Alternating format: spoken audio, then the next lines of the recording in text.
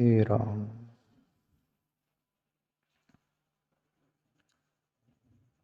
हाँ प्यारे मित्रों,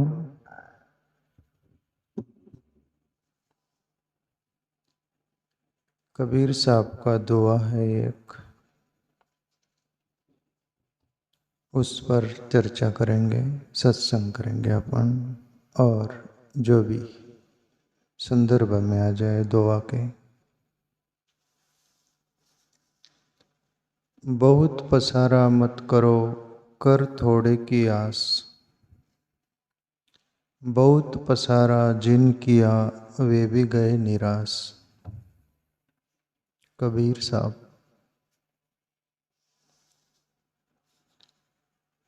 प्यारे मित्रों, कबीर साहब, संत कबीर, उन्होंने अनुभव किया। जन्म जन्म का अनुभव लेकर हमारे सामने ये बात रखी। उन्होंने अनुभव करके रखी और हमारा अनुभव हुआ नहीं, इसलिए हम पसारे में लगे हुए हैं। वो पसारे से बाहर आ गए कि ये मामला समाप्त होने वाला नहीं। मनुष्य की प्रवृत्ति ऐसी है ना, आप भिखारी को तो देख के जे सब देख के ना, भिखारी का मन देखो, आमिर का भी मन कोई मनुष्य का ही मन है, वो भी ये भी दोनों। पर आमिर व्यक्ति इकट्ठा करने में, जमा करने में लगा हुआ रहता है, भिखारी भी लगा हुआ रहता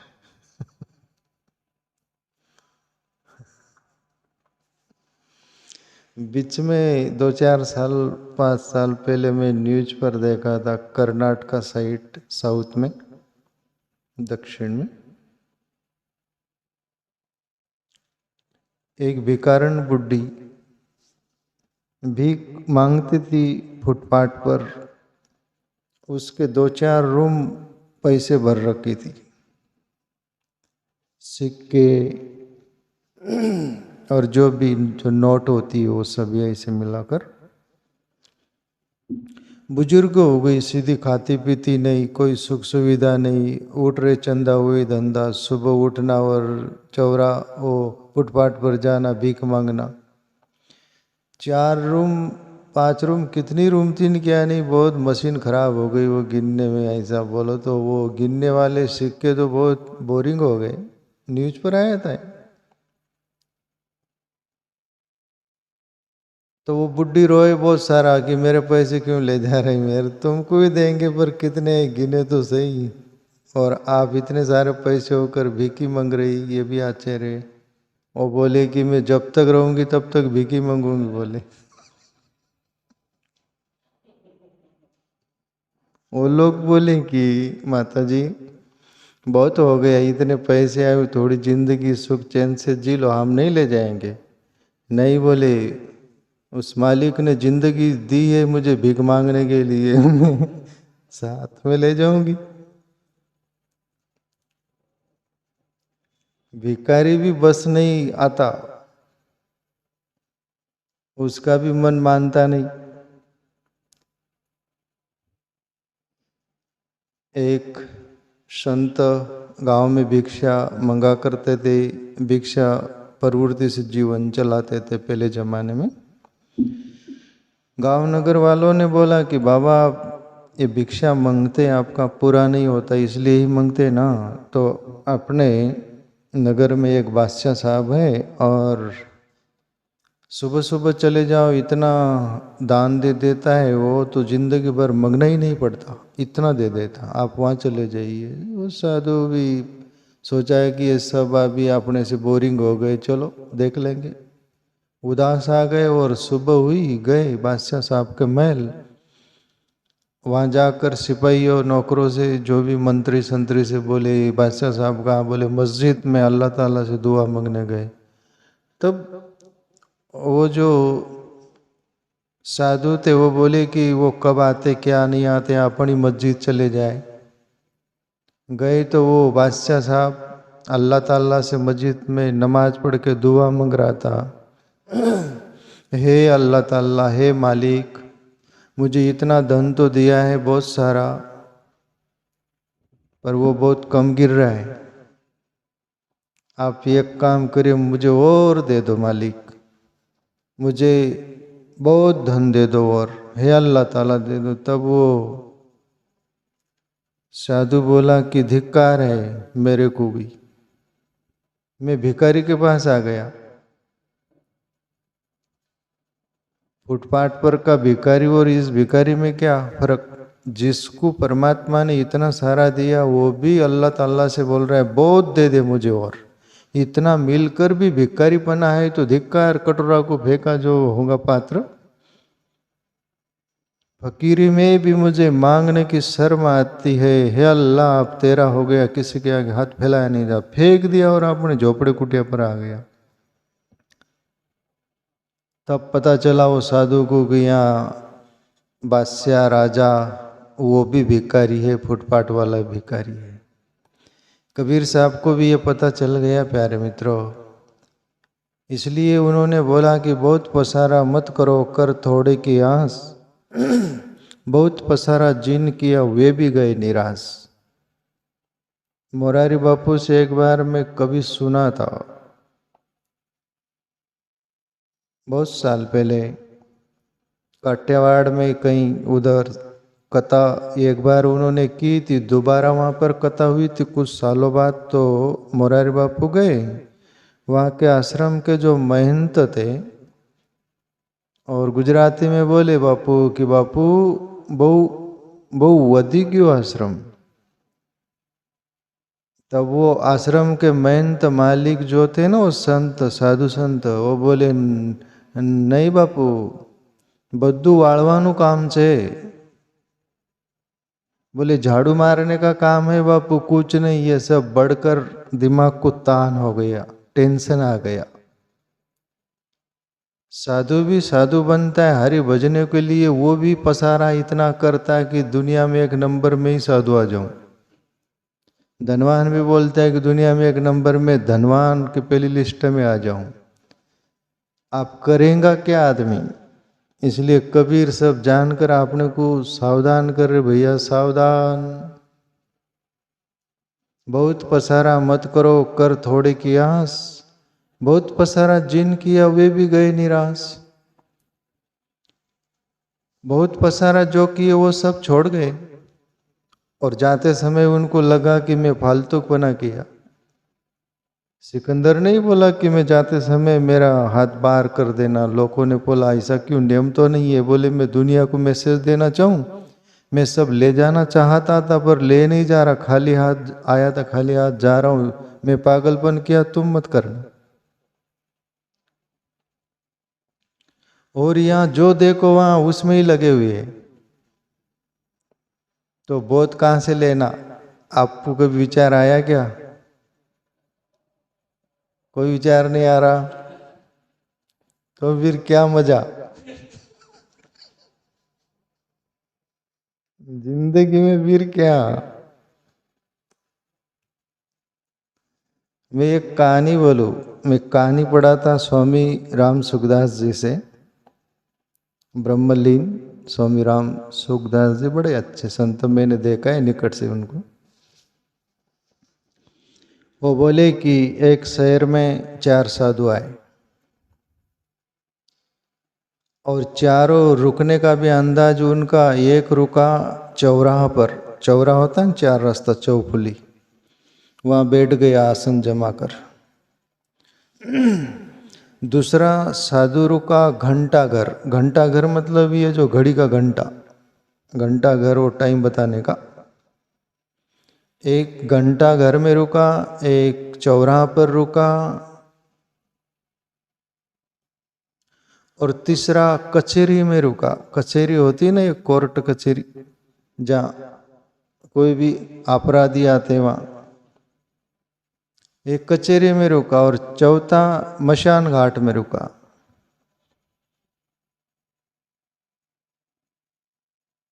फिर बारी बारी से लोग पूछते, वो चौरा वाले चौफुली पर बैठा था, उसको बोले बाबा क्या यही जगह चुनी आपने? ये तो साधु संत एकांत में रहते और आप यहाँ क्या लोकांत में? ये क्यों, कैसा, इसका तात्पर्य क्या? तब वो साधु बोले कि देखो भाई, मुझे ये जगह पसंद आई। बोले वार्ड तो मेजर वाली बात, क्या मामला क्या है आखिर?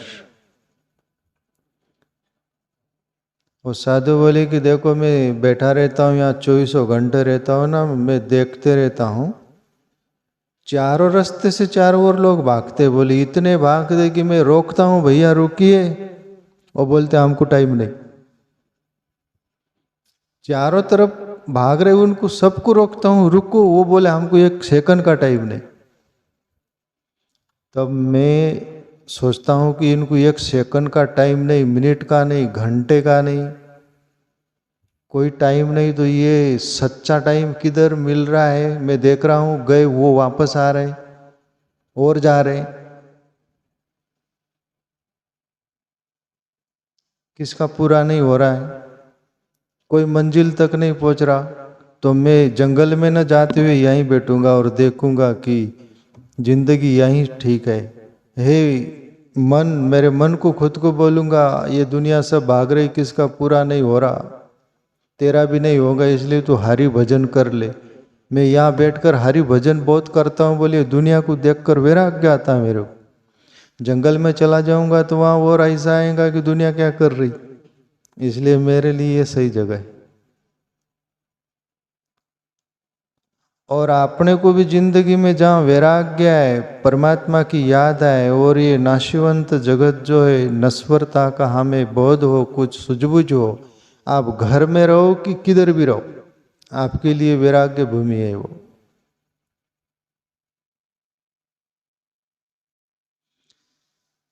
आगे बढ़े, दूसरे साधु से बोले, जो घंटा घर में रुका हुआ था, घड़ी घंटा वाला, टाइम वाला, बाबा ये घंटा घर में आपका, इससे क्या जंगल में रहना चाहिए आपको? बोले नहीं, ये अच्छा लग रहा है।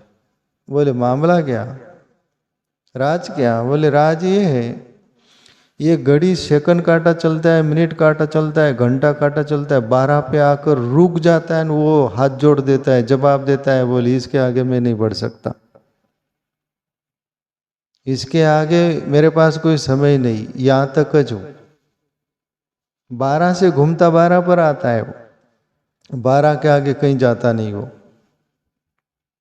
इसलिए घड़ी से मेरे को बोध मिला, बोले कि यहाँ रात 12 घंटे, दिन में 12 घंटे, 24 घंटे में दुनिया बहुत दौड़ धूप कर रही, कहीं नहीं पहुंच रही, तू भी कहीं नहीं पहुंचेगा, यहीं बैठ घड़ी तरफ देखो और भजन कर।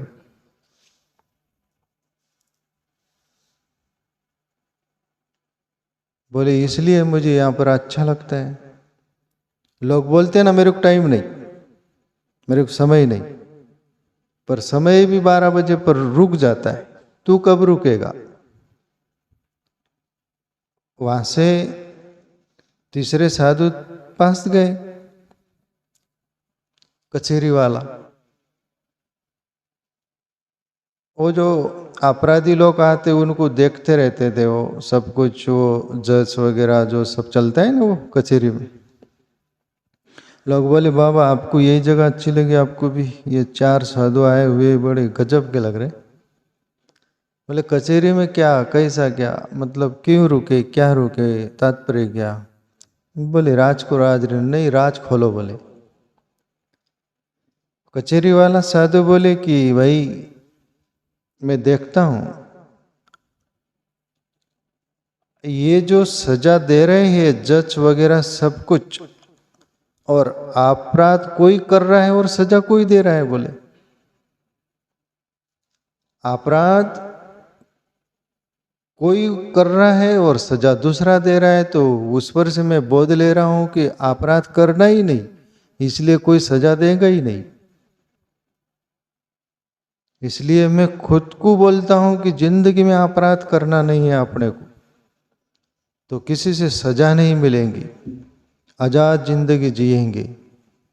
इसलिए मुझे ये बोध मिला करके मैं यहाँ बैठकर ईश्वर का भजन करता हूँ, आत्मचिंतन करता हूँ, और अपराध नहीं करता बोले मैं, इसलिए मेरे लिए ये जगह अच्छी लगी मुझे। परमात्मा कहीं भी हो तुम याद आए बस, और वैराग्य आए, तुम्हारे लिए वो सब कुछ महत्वपूर्ण भूमि है, जगह है। फिर लोकांत होगी एकांत। चौथा, मशान घाट वाले के पास गए, मरघट।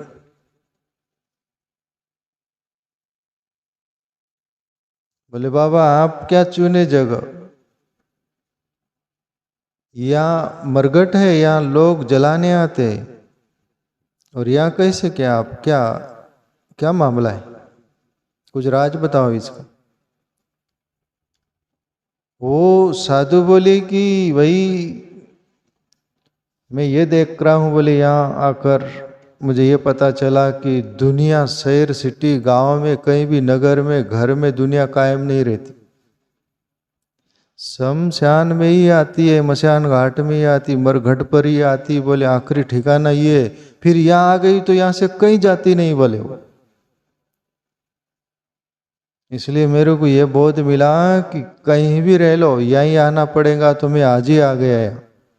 अब मेरे को कहीं जाना नहीं, मुझे भजन करना है, कभी भी मृत्यु होगी ये जला दिया जाएगा या गड़ा दिया, जो भी कुछ। इसलिए यहाँ वैराग्य आता है, मेरे लिए ये भजन करने के लिए जगह है बोले। तो इन साधु पर से भी ये ले लो, जहाँ भी कहीं रहे ये पता चला कि बहुत पसारा मत करो, कर थोड़े की आस। बहुत पसारा जिन किया वे भी गए निराश। तुम्हारी अपनी जिंदगी में देखते कि नहीं, देखते कि नहीं, सीधे देखते कि उल्टे तुम, सीधा देखा करो, बिल्कुल पक्का देखा करो, पता चलेगा। और बेहोशी में पता नहीं चलता। क्या देखना है, ये प्रैक्टिकल है, आपका जीवन का अनुभव है, पर पता नहीं रहता ना। कोई साधु संत अनुभव बताए तो पता चलता है। आपने आज तक जो भी काम किया, जो कर रहे हो काम, आपको वो महसूस होता है कि नहीं कि ये पूरा करके बिल्कुल निश्चिंत हो जाएंगे अपन? बोलो बोलो।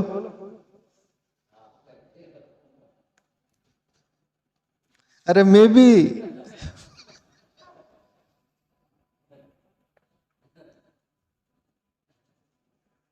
पर मुझे होश रहता है, मैं बोलता हूँ खुद को किसका पूरा हुआ है, तेरा होगा, क्यों पागलपन। इसलिए मैं थोड़ा वो रहता हूँ, होश में रहता हूँ, पर आप लोग ज्यादा बेहोश रहते हैं। तो मेरे पर से अंदाजा लगा लेना, आज किसी का पूरा नहीं हुआ और तुम पूरा करने के लिए दौड़ रहे। ये जगत अपूर्ण है, परमात्मा ही पूर्ण है। अपूर्ण में पूर्ण खोज रहे तुम, इसलिए पूरा नहीं होगा। इसलिए घुमा फिरा कर कबीर साहब बार बार यही इशारा कर रहे कि भैया जस्ट हियर एंड नाउ, बस वर्तमान में जिंदगी है अभी, उसको संभाल लो। हम पागलपन क्या करते, भूतकाल की सोचते, ऐसा हो गया वैसा हो गया, दिमाग में पागल की तरह घुमाते रहते, वही मीटर चलता है। कोई बोलता है इतना क्या तनाव में लग रहे हो, टेंशन में लग रहे हो, नहीं मेरे को, मेरे अंदर से जाता नहीं हो। अरे अंदर से निकाल, भूतकाल को पकड़ के बैठे रहता है। जो चला गया ना पिट के पीछे, वो कभी वापस नहीं आता, उसको क्यों बांध के पकड़ के रखे। ये विकृति है, पागलपन है। जिंदगी में भूतकाल जो बीत गया उसको छोड़ दो। जैसे अपन छोटे बच्चे थे, आप बोलोगे कि मैं छोटा बच्चा था, अब मैं छोटा बच्चा क्यों नहीं, छोटा ही बच्चा रहना चाहूंगा मैं, ये नहीं चाहिए मुझे। ऐसा हो सकता है? इम्पॉसिबल। भूतकाल का फिर बीच में छोड़ देते हैं ना, आगे छलांग मार जाते हैं। वर्तमान, प्रेजेंट टेंस, आगे मेरा क्या होगा, पीछे जो हुआ वही आगे होगा। तुलसी भरोसे राम के निर्भय हो के सोए, आन होनी होती नहीं, होनी हो सो होए, फिर क्यों पागलपन। जो होनी है ना वो होगी, नहीं होनी है नहीं होगी, पर वर्तमान तेरे पास में है, उसको संभालना। एक संत थे, कहीं रुके थे, खुद ब खुद खाना बना रहे थे, भोजन रोटी बना रहे थे। तवे पर एक रोटी सिक गई और खाने लग गए। एक आदमी बुद्धि चातुर्य से भरा हुआ वो देख रहा था वो संत को। ऐसी 7 फुल्का बनाया संत और 7 खा गए। सामान जो भी कुछ हो गए वो साफ कर रहे थे, धो रहे थे। तब वो आदमी बुद्धिमान आया पास में, संतों को बड़े ऐसे देख रहा, वाह साधु वाह। मैं तो सोचा था साधु लोग अच्छे बुद्धिमान रहते, आप तो घटिया लग रहे बाबा। साधु वो संत बोले भैया हो गया क्या, तेरा क्या बिगाड़ा में। बोली 7 फुल्का आपने खाया, मैं देखा तो एक खट्टे बना लेते और एक साथ खा लेते, एक एक बनाए और बार बार वो खाते गए, ऐसा क्यों। अरे बोले रहने दो ना, मैंने बनाया मैंने खाया, तेरे को तकलीफ क्या। नहीं बताओ, राज बताओ। दूसरों का राज जानने में इतने उत्सुक क्या तुमको, खुद का राज क्यों नहीं जानते। खुद के राज तरफ कोई ख्याल नहीं देता, दूसरों का ही राज। संतों को बोले राज बताओ इसके पीछे। बोले देखो मैं वर्तमान में जीने वाला आदमी हूं, भविष्य काल और भूतकाल में नहीं जीता। उस मालिक ने, परमात्मा ने जिंदगी मुझे दी है, एक रोटी बना लिया, मैं तब तक मेरी श्वास चल रही, मैं जिंदा हूं तो खा लूँ ना, 2 रोटी के चक्कर में क्यों पड़ूं। एक रोटी बना लिया, 2 रोटी बना रहा हूं, उसमें हार्ट अटैक आ जाए, गिर जाऊं, कौन खाएगा, तेरा बाप।